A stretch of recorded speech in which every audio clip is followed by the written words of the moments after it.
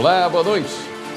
O plenário do Supremo Tribunal Federal decide que correção do FGTS deve garantir, no mínimo, a correção da inflação.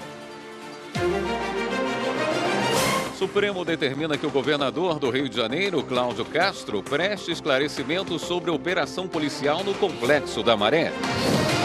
Caixa Econômica terá que indenizar por danos morais vítimas de saque indevido de precatório. Controladoria Geral da União faz inspeção no código-fonte da urna eletrônica.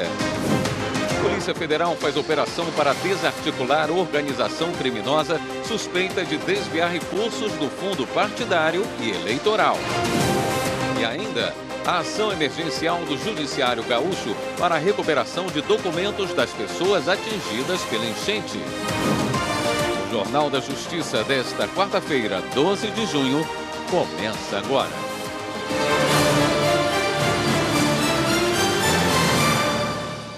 O ministro Edson Fachin, do Supremo Tribunal Federal, determinou que o chefe da Polícia Civil do Rio de Janeiro, Marcos Amin, esclareça em 48 horas se o Ministério Público tem tido acesso a dados gerais e de ações policiais, conforme recomendação do Conselho Nacional de Justiça. A decisão de Fachin se deu em meio às últimas operações da polícia em bairros da zona norte da capital, que resultaram na morte de 2 civis e 1 policial no Complexo da Maré. O repórter Pablo Lemos com as informações.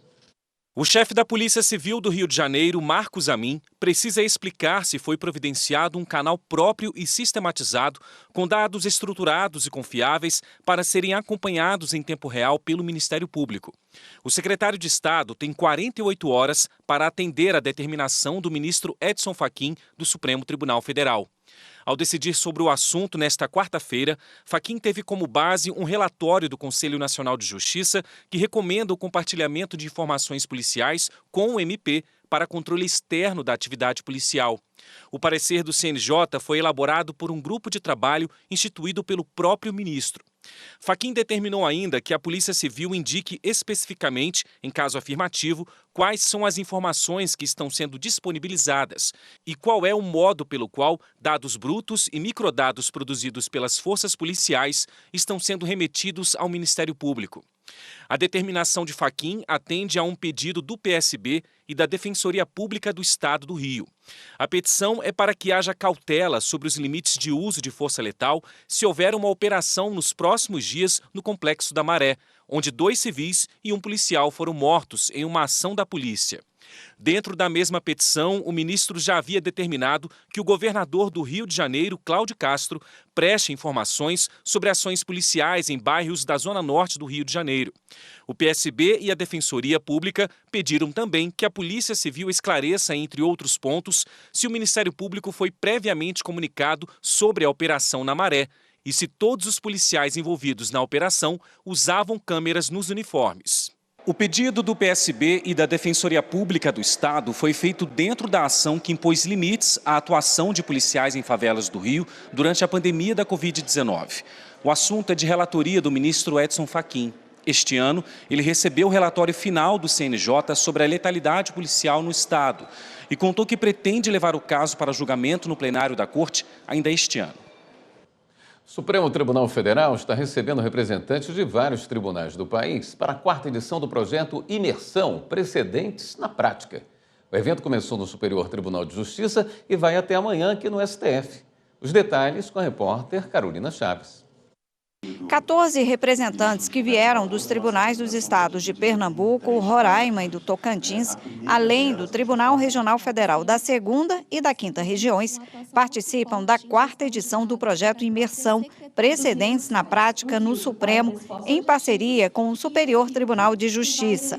São servidores, juízes e desembargadores que vieram compartilhar experiências e incentivar a colaboração entre os tribunais e desenvolver soluções que favoreçam o sistema de precedentes qualificados. Precedentes qualificados são entendimentos já formados sobre um assunto jurídico no tribunal, nesse caso no STF e no STJ.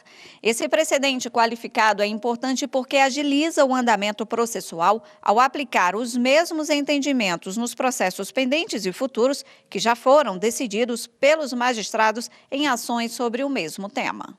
Segundo o secretário de Gestão de Precedentes do STF, Ciro Grimberg, O encontro permite uma sintonia de gestão de precedentes com os tribunais e a troca de experiências para gerir melhor os recursos que chegam às cortes superiores. Essa imersão é uma forma da gente conseguir, enfim, estreitar esses laços com todos os tribunais do país, para que a gente possa, então, por meio de caminhos rápidos de troca de informação, conseguir identificar, na verdade, essas demandas, né, que, de alguma maneira, elas têm ali uma grande repetitividade, ou então elas suscitam ali questões, enfim, com relevância jurídica, econômica, social, política, para que a gente consiga, então, criar, então, precedentes, então, e aqui, enfim, sugerindo, então, que, na verdade, os ministros do STF avaliem, então, a criação de precedentes qualificados que vão poder, então, assim, orientar todos os tribunais do país, enfim, a respeito de uma questão constitucional. O vice-presidente do Tribunal Regional Federal da 2ª Região, que abrange os estados de Rio de Janeiro e Espírito Santo, Aloysio Mendes, explica que vai aprender muito, mas também tem boas experiências para compartilhar que ajudou a zerar os pedidos de recursos ao STF e STJ desnecessários. A gente procurou um trabalho de gestão, formação de equipe, a metodologia de trabalho com protocolos e tal que facilitem a rotina e por fim, também essa qualidade na própria decisão, que a decisão seja inteligível não só pelos advogados, mas também pela sociedade. A vice-presidente do TRF da 5ª Região, desembargadora federal Germana de Oliveira Moraes, que abrange 6 estados do Nordeste, explica que a iniciativa vai melhorar o diálogo entre os tribunais e garantir respostas mais rápidas e seguras para os cidadãos. A gente pode otimizar, rentabilizar o uso das ferramentas da tecnologia da informação e mesmo da inteligência artificial para os tribunais federais também, de modo que possamos nos aproximar da excelência dos tribunais superiores. Na manhã de hoje, os visitantes conheceram o sistema de precedentes qualificados, usado no Supremo para otimizar o trabalho na Corte. E ao lado dessas ferramentas tecnológicas, aquelas de inteligência artificial que hoje o Supremo já dispõe, enfim, aí cito, né, as nossas 3 ferramentas, né, o Vitor, a Vitória e a Rafa 2030, a gente tem também aí, enfim, lançado mão, enfim, aí por conta das nossas alterações legislativas, enfim, por conta até, enfim, de emenda constitucional também, a gente tem aí essas ferramentas processuais que, enfim, tratam aí da criação dessa figura dos precedentes qualificados. A seguir, STF decide que correção do FGTS deve garantir, no mínimo, a correção da inflação. E veja também, Controladoria Geral da União faz inspeção do código-fonte da urna eletrônica e dos sistemas eleitorais que serão usados nas eleições de outubro. Voltamos em instantes.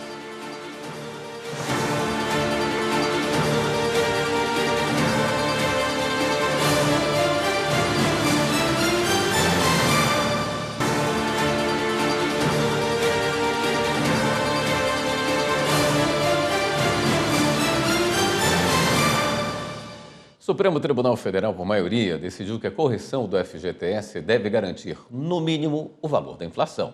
Confira na reportagem de Marta Ferreira. A ação questiona dispositivos de leis que impõem a correção dos depósitos nas contas do FGTS pela taxa referencial ATR, que é um índice utilizado para a atualização monetária de algumas operações de crédito e aplicações financeiras. Hoje, a rentabilidade do FGTS é de 3% ao ano, mais a variação da TR. Assim, o aumento ou a queda da taxa tem impacto no saldo das contas do FGTS. O Partido Solidariedade, autor da ação, alega que a TR sofreu uma defasagem nos últimos anos e não acompanha a variação da inflação, prejudicando assim o trabalhador. Por isso, o Solidariedade entende que a TR não deveria ser usada como índice de correção monetária. A Advocacia Geral da União apresentou uma proposta ao STF que prevê a remuneração das contas vinculadas do FGTS na forma legal de TR mais 3% ao ano, mais distribuição dos resultados em valor que garanta, no mínimo, o índice oficial de inflação em todos os exercícios. Essa proposta foi apresentada na retomada do julgamento. O relator da ação é o ministro Luiz Roberto Barroso. Ele já havia votado no sentido de que o FGTS deve ter rendimentos similares ao da caderneta de poupança e não apenas a taxa referencial. Os ministros André Mendonça e Nunes Marques acompanharam o voto de Barroso. Na volta da discussão, o ministro Cristiano Zanin divergiu do relator, votando no sentido de não atender ao pedido feito pelo Partido Solidariedade, por entender que o FGTS não se confunde com aplicação financeira. Divergência que foi acompanhada pelo ministro Alexandre de Moraes. Eu estou julgando improcedente esta ação direta de inconstitucionalidade, seja em razão da natureza peculiar e complexa do direito ao FGTS, que não se confunde, na minha compreensão, com mera aplicação financeira, seja em razão da autocontenção devida pelo Poder Judiciário em questões que são eminentemente da política econômica e monetária, seja em razão da evidência de que o legislador não tem se descurado do seu dever de realizar o devido balanceamento político entre as dimensões individual e social do FGTS, sem sacrificar uma em benefício da outra. Não vislumbro, com o devido respeito, as compreensões em sentido contrário, violação a preceitos constitucionais da propriedade ou da moralidade administrativa no critério da correção monetária e de capitalização de juros previsto no artigo 13 da Lei 8.036 e no artigo 17 da Lei 8.177. Já o ministro Flávio Dino votou para que o Supremo determine a correção pela TR mais 3% ao ano, garantindo, no mínimo, o índice oficial de inflação.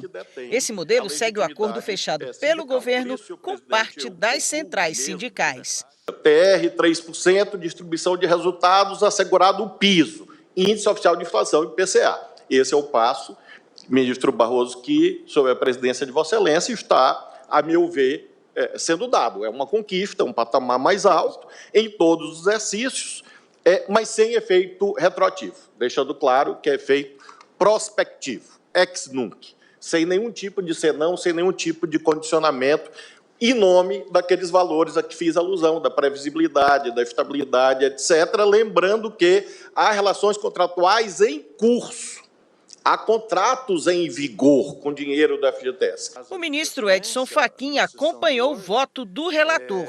Esses depósitos, esses saldos, meu modo de ver, devem ser adequadamente corrigidos.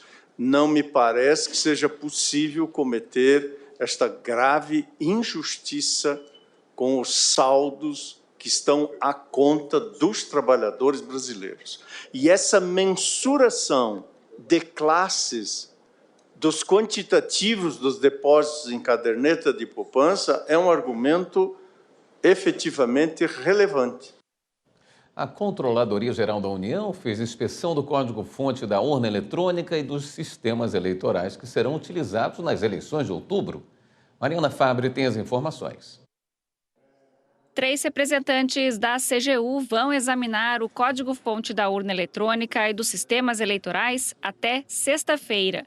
Antes do início dos trabalhos, eles receberam informações sobre o funcionamento dos sistemas eleitorais e as atividades que ocorrem desde o período que antecede as candidaturas até o pós-eleição. A inspeção é feita na sede do TSE e fortalece a segurança e a transparência dos sistemas das eleições 2024. O código-fonte está disponível para as instituições fiscalizadoras desde o dia 4 de outubro do ano passado. Além da CGU, outras 3 instituições participaram da fiscalização. O Partido União Brasil enviou representantes em novembro de 2023. Em janeiro deste ano, foi a vez da Sociedade Brasileira de Computação. E em fevereiro, o TSE recebeu representantes do Senado Federal para auditoria.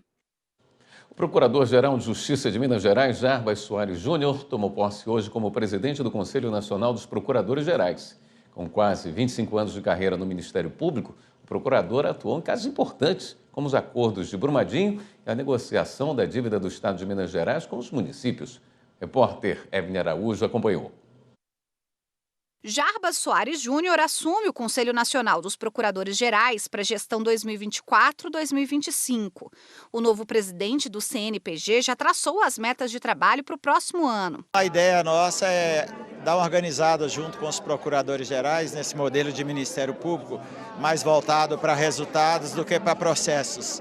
Então é uma construção coletiva, o Brasil inteiro participa e nós acreditamos que teremos muito sucesso nisso porque o Ministério Público está maduro para esse momento. A cerimônia de posse na sede da Procuradoria-Geral da República, em Brasília, contou com a presença do presidente do Supremo, o ministro Luiz Roberto Barroso, do vice-presidente da Corte, ministro Edson Fachin, do Procurador-Geral da República, Paulo Gonet, do presidente do Senado, Rodrigo Pacheco, e de outras autoridades de governo e do Ministério Público. O Conselho Nacional de Procuradores Gerais foi criado em 1981 para defender as funções institucionais dos Ministérios Públicos estaduais. A instituição é responsável por avaliar periodicamente a atuação do MP.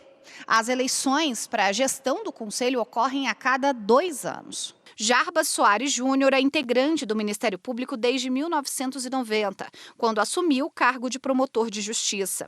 Em 2021, foi promovido ao cargo de procurador.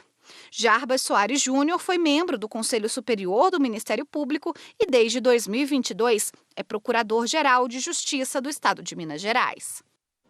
A seguir, Superior Tribunal Militar nega habeas corpus a ex-diretor de Arsenal do Exército. E ainda, a Polícia Federal faz operação para desarticular a organização criminosa suspeita de desviar recursos de fundo partidário e eleitoral. Voltamos já.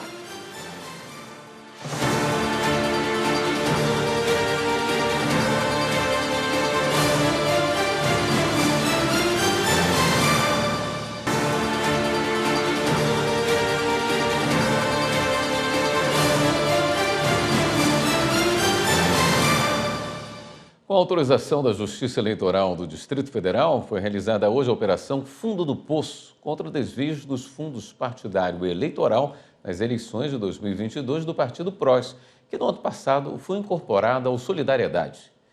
Policiais federais cumpriram 7 mandados de prisão preventiva e 45 de busca e apreensão em Goiás, São Paulo e no Distrito Federal. Carolina Chaves. Um dos alvos da operação e que está foragido é o presidente nacional do Solidariedade, Eurípides Gomes Júnior. Entre as 6 pessoas que foram presas estão o ex-deputado distrital Berinaldo da Ponte e a tesoureira do partido, Cíntia Lourenço da Silva. Os alvos são investigados pelos crimes de organização criminosa, lavagem de dinheiro, furto qualificado, apropriação indébita, falsidade ideológica eleitoral e apropriação de recursos destinados ao financiamento eleitoral. As apurações começaram a partir da denúncia de um presidente partidário que acusou um ex-dirigente de desviar cerca de 36 milhões de reais. Segundo as investigações, o grupo agiu com o objetivo de desviar e se apropriar de recursos dos fundos partidário e eleitoral por meio de candidaturas laranjas. Os investigados também teriam lavado dinheiro desviado a partir da criação de empresas de fachada, compra de imóveis por intermediários e superfaturamento de serviços prestados aos laranjas e ao próprio partido. Os policiais apreenderam em Goiás R$26 mil em espécie. Em São Paulo e no Distrito Federal foram apreendidos caminhões, máquinas e materiais gráficos. Em nota, o Partido Solidariedade disse que os fatos ocorrem antes da união do PROS com a legenda e que ainda não tem uma posição sobre as investigações. Ministério Público do Rio de Janeiro obtém no Superior Tribunal de Justiça o aumento da pena de um homem condenado por homicídio após discussão de trânsito. Superior Tribunal Militar nega habeas corpus ao ex-diretor de Arsenal do Exército. TSE caça mandato de vereador de Boa Vista por infidelidade partidária. Vamos conferir os destaques. Os ministros do TSE acataram o recurso do Partido Republicanos contra a decisão do Tribunal Regional Eleitoral de Roraima, que julgou improcedente a ação que pedia a perda do cargo na Câmara Municipal de Boa Vista. Ao cassar o mandato de Adjalma Gonçalves, o TSE determinou que o TRE do Estado seja notificado para que a determinação seja cumprida imediatamente. Na ação, o Republicanos alegou que o parlamentar se desfiliou da agremiação para se filiar ao extinto Partido Republicano da Ordem Social, posteriormente incorporado pelo Solidariedade. O Ministério Público do Rio de Janeiro obteve junto ao Superior Tribunal de Justiça o aumento da pena de um homem condenado por homicídio após uma discussão de trânsito em 2014. O STJ fixou a pena de Rian Almeida em 28 anos, 1 mês e 15 dias de prisão. A Corte Estadual tinha acolhido um apelo da defesa e readequado a sanção do réu para 19 anos e 6 meses. O Ministério Público ressaltou no recurso, entre outros entendimentos, que as circunstâncias do crime aumentam a culpabilidade do condenado, em especial porque ele era praticante de artes marciais e cometeu o crime na frente dos filhos da vítima, que passaram a precisar de tratamento psicológico. O Superior Tribunal Militar negou o pedido de habeas corpus apresentado pela defesa do tenente-coronel Rivelino Barata de Souza Batista, ex-diretor do Arsenal de Guerra do Exército em Barueri, São Paulo. Ele está envolvido indiretamente no furto de armamento do quartel. Por 8 votos a 3, o tribunal decidiu que o tenente-coronel deve responder à ação penal militar na 2ª Auditoria Militar de São Paulo, no mesmo processo que os demais réus. O tenente-coronel é acusado de negligência por não cumprir leis, regulamentos ou instruções no furto em outubro do ano passado, quando foram roubadas 13 metralhadoras calibre 50 com capacidade para derrubar aeronaves e 8 metralhadoras calibre 7.62. A Justiça de Minas Gerais aceitou a denúncia contra 2 influenciadoras digitais acusadas de sequestrar e torturar uma corretora de imóveis em Vespasiano, a 30 quilômetros de Belo Horizonte. As mulheres foram identificadas como Camila Rodrigues e Cláudia Rodrigues. Além disso, outras 6 pessoas viraram réis no processo.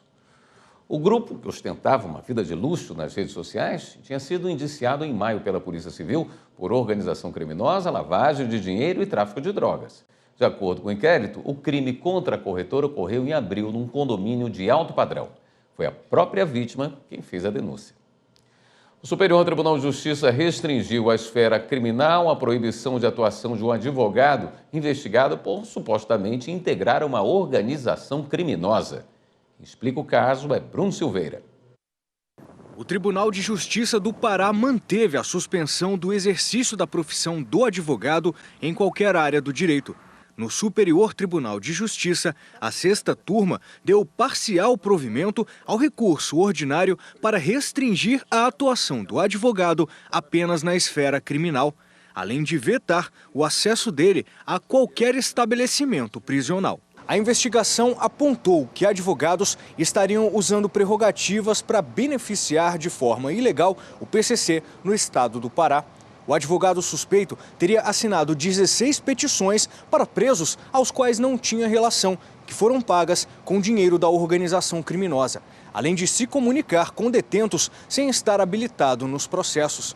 De janeiro a setembro de 2020, a investigação apontou que cerca de R$80 mil foram pagos pelo PCC ao advogado através da conta da mãe dele. O relator do recurso ordinário, ministro Sebastião Reis Júnior, verificou que, segundo o Tribunal de Justiça paraense, o advogado realmente utilizou prerrogativas profissionais com a organização criminosa, o que a jurisprudência do Superior Tribunal de Justiça permite a suspensão do exercício profissional. Entretanto, o ministro explicou que a adoção da providência cautelar violou o princípio da proporcionalidade e, na avaliação do ministro, a proibição específica do exercício na área criminal é suficiente para garantir ordem pública e não interferir na subsistência do advogado. E a 4ª turma do STJ decidiu que a morte de cônjuge durante o processo não impede decretação do divórcio se houve concordância em vida. As informações com Jéssica Castro. Por unanimidade, os ministros do colegiado decidiram que é possível decretar divórcio quando um dos cônjuges falece, se a ação já tiver sido iniciada. No julgamento, a 4ª turma levou em consideração que houve consentimento da falecida ainda em vida e no próprio processo do pedido de separação. No caso analisado, um homem ajuizou a ação de divórcio cumulada com partilha de bens contra a esposa, mas ela morreu durante o trâmite processual. Ele então pediu a extinção sem resolução do mérito e o juízo de primeiro grau decidiu pela habilitação dos herdeiros no processo e julgou procedente o pedido de divórcio póstumo. Essa decisão foi confirmada pelo Tribunal de Justiça do Maranhão. Ao STJ, o autor da ação alegou que o acórdão do Tribunal de Justiça do Estado violou dispositivos legais, porque a falecida não tinha mais capacidade para ser parte no processo e, por isso, ele deveria ter sido extinto. Sustentou ainda que, como a ação envolvia direito personalíssimo, não poderia ocorrer a habilitação dos herdeiros. O relator do recurso, o ministro Antônio Carlos Ferreira, observou que, embora a esposa não tenha sido a autora da ação, ela manifestou claramente sua concordância com o pedido do marido e ainda pediu o julgamento antecipado do mérito quanto ao divórcio. O ministro mencionou também precedentes do STJ que reconheceram a legitimidade dos herdeiros para figurarem no polo passivo de ação de reconhecimento e dissolução de sociedade de fato, porque o resultado do processo pode afetar o patrimônio deles. A Caixa Econômica Federal terá que indenizar por danos morais a vítima de um saque indevido de precatório. As informações com William Nascimento. Apesar de ter reconhecido a fraude no saque do precatório do autor, a instituição financeira não fez a devolução do valor desviado com a devida correção, calculada com base nas tabelas de atualização monetária de precatórios fixadas pelo Conselho da Justiça Federal. Ao invés disso, o valor foi corrigido pelos índices da poupança. O relator do caso, o desembargador federal Rafael Paulo, considerou o entendimento do STJ de que, devido ao risco do empreendimento, as instituições financeiras são objetivamente responsáveis pelos danos causados a clientes vítimas de fraudes ou delitos de terceiros em operações bancárias. Diante da comprovação de que o autor sofreu abalo psicológico por sua inclusão no cadastro informativo de créditos não quitados do setor público federal, o magistrado determinou que o autor receba, além da correção correta do precatório, uma indenização de R$ 5.000 por danos morais. O colegiado acompanhou o voto do relator. No próximo bloco, o Ministério Público aponta fragilidades em plano contra o câncer do governo da Paraíba. E ainda nesta edição, no Dia Mundial de Combate ao Trabalho Infantil, a gente mostra a emocionante história de superação de um garçom do TST. Voltamos.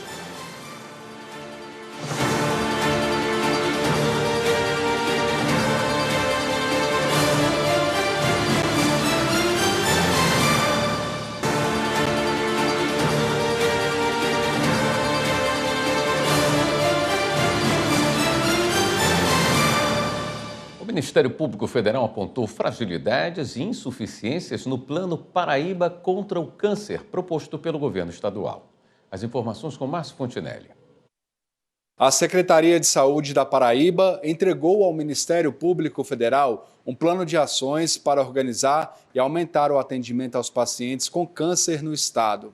Mas, ao analisar o documento, o MPF encontrou uma série de falhas, como, por exemplo, a inclusão de serviços de diagnósticos para atender quem não consegue realizar exames nos hospitais de referência do estado, mesmo sem a garantia de recursos para o procedimento. Vale lembrar que, em maio, o MPF já entrou com ações judiciais para assegurar o atendimento aos pacientes no prazo máximo previsto em lei. Agora a gente fala sobre o projeto Recomeçar é Preciso, uma ação emergencial do Judiciário do Rio Grande do Sul para a recuperação de documentos de pessoas atingidas pela enchente no estado. O repórter Matheus Beck acompanhou os trabalhos nesta semana em 2 alojamentos temporários da comarca de Guaíba. Dá para ver na beira da estrada e nas calçadas de Guaíba que o recomeço será árduo. Mas, como diz o nome do projeto da Justiça Gaúcha para a emissão de segundas vias de certidões de nascimento e casamento, ele é preciso. É um quadro muito triste, muito desolador, imaginar que de um momento para o outro uma pessoa possa perder tudo aquilo que conseguiu construir ao longo de sua vida e sem ter a perspectiva de conseguir alcançar esse status novamente, por conta, muitas vezes, de terem perdido o próprio trabalho. né? Muitas dessas pessoas são profissionais liberais que perderam seus instrumentos de trabalho, já estão há mais de um mês afastados do mercado de trabalho e, por conta disso, sem renda e dependendo de auxílio de terceiros e do próprio Estado. O Judiciário montou uma unidade no Centro Comunitário Santa Rita para receber o público que precisa encaminhar a confecção de documentos. O objetivo é que essas pessoas tenham a identidade restabelecida para conseguir solicitar outros auxílios e benefícios básicos. Por exemplo, para uma segunda via de uma identidade, elas vão precisar de uma certidão de nascimento. Para obter um benefício previdenciário assistencial, também vão precisar provar que são aquelas pessoas que dizem ser. Então, nós estamos levando esse projeto, levando esse serviço a essas pessoas, porque nós sabemos que nesse momento poucas têm até mesmo recursos para poder se deslocar aos cartórios que ainda estão funcionando, porque nós sabemos que os cartórios de registro civil de pessoas naturais também foram afetados. Então nós estamos levando esse serviço a eles para que, recolhendo os requerimentos, encaminhemos esses documentos aos oficiais de registro civil e para que os documentos sejam então elaborados e disponibilizados depois aos interessados. E não apenas pontos fixos foram abertos. Servidores e magistrados fizeram uma força-tarefa em Guaíba para levar o atendimento a abrigos e alojamentos provisórios desde os primeiros dias de calamidade. Apenas em 3 deles, nesta semana, foram cerca de 400 requerimentos encaminhados, como o da Mara, por exemplo, que ficou 1 mês na casa de familiares e precisa regularizar a documentação dela e do neto para que eles possam recomeçar. Eu vou tirar eles porque eu vou precisar, né? É os únicos documentos que a gente tinha, né? E a certidão de casamento, no caso, e vou tentar tirar o RG também. Como eu moro em casa, atingiu tudo. Sobrou só o que estava pendurado na parede no alto, que foi um aéreo, 2 aéreos, sim. O mais foi tudo. Um projeto de grande impacto socioambiental em Rondônia concorre ao Prêmio Inovare. O trabalho de produção de sementes e reflorestamento, feito em parceria com instituições e prefeituras, já apresenta resultados positivos em mais de 30 municípios do estado. A reportagem é de Simone Norberto. Em seu gabinete, o magistrado Maximiano Deitos recebe a consultora do Inovare para apresentar um projeto que começou nos juizados especiais da comarca de Ji-Paraná, mas pela relevância e impacto socioambiental foi institucionalizado pelo Judiciário de Rondônia e hoje abrange 34 municípios do estado. Na apresentação, o juiz conta que as madeiras apreendidas estavam apodrecendo nos pátios das polícias ambiental e rodoviária federal. Por isso, resolveu dar um destino melhor ao produto de infrações e crimes ambientais. Nasceu colhendo sementes, construindo viveiros e plantando florestas. Uma iniciativa que contribui diretamente no enfrentamento ao desmatamento, que tem índices alarmantes no estado. Os recursos para a construção dos viveiros vêm de multas e acordos de recuperação aplicados aos infratores de crimes ambientais. A aplicação é conferida na prática pela consultora. Num projeto abrangente como este, um desafio a mais para a consultora do Inovare. Foi preciso escolher apenas 2 viveiros para conhecer de perto o Colhendo Sementes. No caso do município de Urupá, região central de Rondônia, o viveiro foi construído em uma área que já foi lixão da cidade. Hoje, produz mudas para reflorestar áreas degradadas, nascentes e áreas urbanas. E para nós aqui em Urupá, hoje várias áreas que eram degradadas, igual no lixão, antigo lixão, que hoje não tem mais lixão céu aberto, foi todas recuperadas através dessas mudas produzidas aqui no viveiro. No município de Teixeirópolis, um dos mais recentes no projeto, as espécies florestais já cobrem boa parte dos canteiros. A estrutura é suficiente para a produção de 150 mil mudas, o que empolga os envolvidos no projeto. Juntando todos os viveiros implantados, são 4 milhões de mudas ao ano. Hoje somos em 34 parceiros, com a produção anual entre 1 milhão e 1 milhão e 200 mil mudas, mas o nosso objetivo final é 4 milhões de mudas por ano, 20 milhões de mudas em 5 anos. Em 2023, o projeto foi reconhecido nacionalmente pelo Conselho Nacional de Justiça com o prêmio Juízo Verde. Agora, concorre ao Inovare, demonstrando o compromisso da Justiça de Rondônia com a sustentabilidade e com o futuro do meio ambiente. No próximo bloco, a gente conta a emocionante história de superação de um garçom do TST para marcar esse Dia Mundial de Combate ao Trabalho Infantil. E ainda as ações do Judiciário de Alagoas para promover a adoção de crianças e adolescentes no estado. Voltamos em instantes.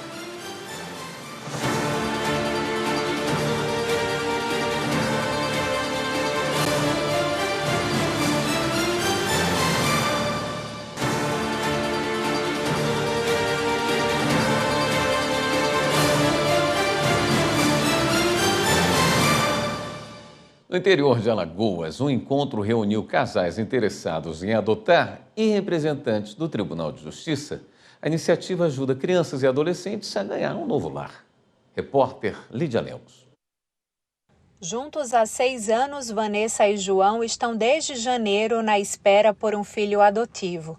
Emocionada, ela revela que não verá a hora de aumentar a família, com quem já está esperando por um lar.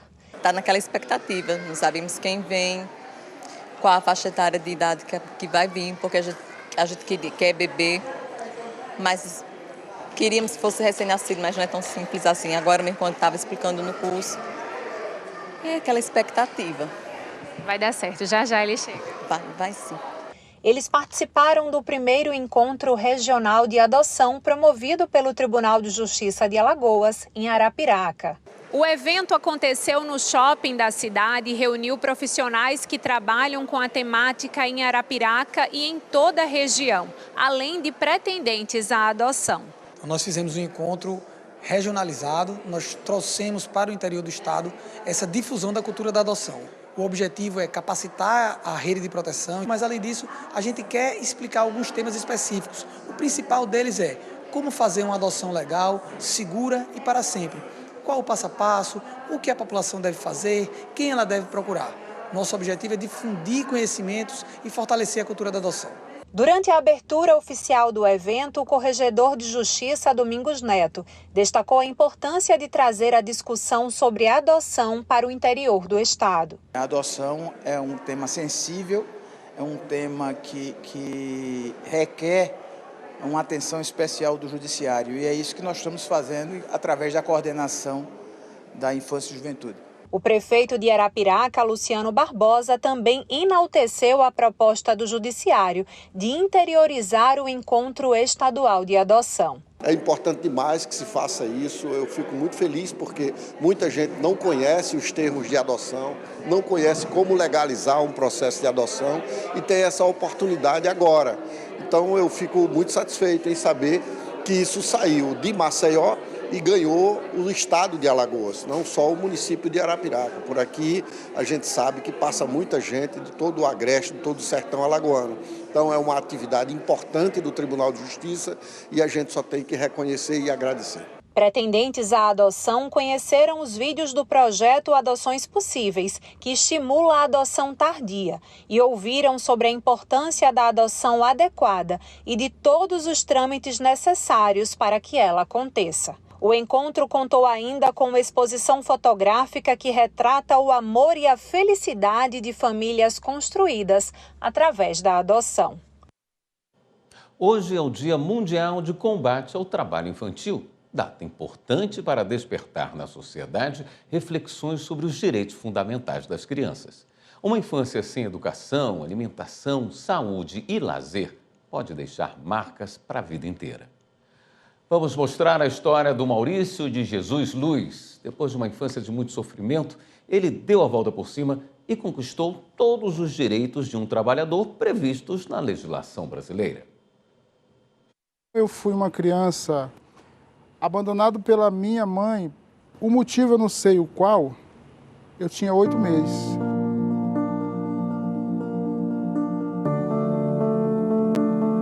Ela me deixou com a vizinha e a vizinha procurou a minha avó e me deixou com a minha avó. A minha avó morava numa fazenda e os primeiros anos de vida a minha avó sofreu muito porque eu não tinha como eu ajudar. Mas aquela criança do interior, ele já cresce aprendendo a se virar. E quando eu alcancei ali os meus 4 anos de idade, que eu já dava conta de ajudar em alguma coisa, por mínimo que fosse, mas que já dava conta, então eu já lembro que ali eu já comecei a trabalhar. E aí as responsabilidades iam aumentando, mas sempre ali em volta da sede. A minha avó viva, por mais que ela sofria bastante, mas ela não deixava me tirar daquele reduto dela, né? Por muitas vezes eu percebia que ela apanhava por minha causa, ela chorava, eu via que ela tinha hematomas no corpo, na cabeça, ela escondia de mim, porque a dona da fazenda não aceitava, ela me chamava de estorvo. Você não fez tal coisa por conta desse estorvo. Esse filhotinho de urubu caiu de paraquedas aqui. Então ele está atrapalhando os afazeres e ela é uma pessoa muito má. Ela e o filho dela. Dos 4 anos até os 9 anos eu fazia aquilo que eu podia ali no reduto com a minha avó para ajudar ela, para livrar um lado dela. E esse era o meu sofrimento desde os 4 anos de vida. Eu só passei a ver que o que eu sofria era realmente um sofrimento extremo mesmo, era quando minha avó faleceu. Ela faleceu, eu fiquei ali por volta entre 8 e 9 anos. A dona da fazenda pegou e me chamou e falou assim, olha, eu não quero essa tristeza aqui não. Você agora tem 2 caminhos a seguir. Ou você vai embora ou fica. Mas eu creio que embora você não vai. Mas ficar tem que trabalhar, porque você não tem mais a proteção daquela mucama não. Então agora você vai ter que trabalhar dobrado, porque aqui não é orfanato, não é creche. Então você escolhe, ou vai embora ou trabalha. Foi a partir daí que a minha dificuldade, que já era ruim, dobrou. Aí ela chamou o vaqueiro e falou, olha, a partir de hoje você leva esse preto para te ajudar nos afazeres. E os afazeres começavam às 3h30 da manhã. Como que a lida começa? Tirando leite, ordenhando as vacas. Com 9 anos, o vaqueiro levantava, passava na estibaria, já me chamava, batia na porta, eu acordava e já vestia um short, que era a única coisa que eu tinha, descalço mesmo, e já saía para a lida. Essa parte de estudo e brincar eu nunca tive, né? Eu nunca tive porque eu não tinha coragem de pedir para estudar, porque eu sabia que eu não ia deixar, e os afazeres não deixavam, e também não tinha escola perto dessa fazenda. Então, eu não tinha tempo para brincar, eu nunca brinquei de carrinho, eu nunca joguei um futebol, nunca tomei banho de rio, eu nunca brinquei. E aí, tudo que dava errado era apanhar. Apanhar eu apanhava de chicote, arreador, ferroada, beliscões, chute. Os nomes eram de acordo com a situação. Era neguinho da peste, filhote de urubu, estorvo, macaco. Eu não tinha nome. Aí eu pensava, eu vou para onde? Eu aceitava toda aquela situação por falta de opção. Uma pessoa, quando ele nasce pobre, cresce na pobreza, os pais não têm como te dar um lar para você morar, você não conheceu os parentes, e você se sujeita a uma fazenda que o dono da fazenda, o dono, a dona, os filhos, percebe que você é totalmente vulnerável, eles fazem de você o que bem quer, porque eles percebem que você é uma pessoa fraca. Eu sempre fui uma pessoa muito centrada, apesar do sofrimento. Eu sempre tive vontade de vencer, depois que eu descobri que eu tinha como vencer na vida. E o que eu passo à minha filha é tudo aquilo que eu passei, assim, tudo que eu quero que minha filha tenha, tudo aquilo que eu nunca tive. O mais importante é estudo. A dificuldade é uma coisa que deixa você numa situação meio difícil.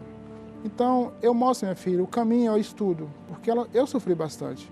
Então, eu converso com ela, eu acho importante ela estar num convívio legal entre a mãe, entre amigos, ela brincar, ser respeitosa e para ter um futuro diferente do meu, né? Tudo que eu passei, eu não quero que ela sofra nem 1 milímetro do que eu sofri. Ela não poder comer, não ter uma roupa a vestir, não ter um calçado, não poder passear, não poder andar, não poder ir no shopping, não poder ir no cinema. Porque foi o que eu passei. E eu tinha vontade de fazer tudo isso. Eu via que as pessoas faziam, só que eu não podia.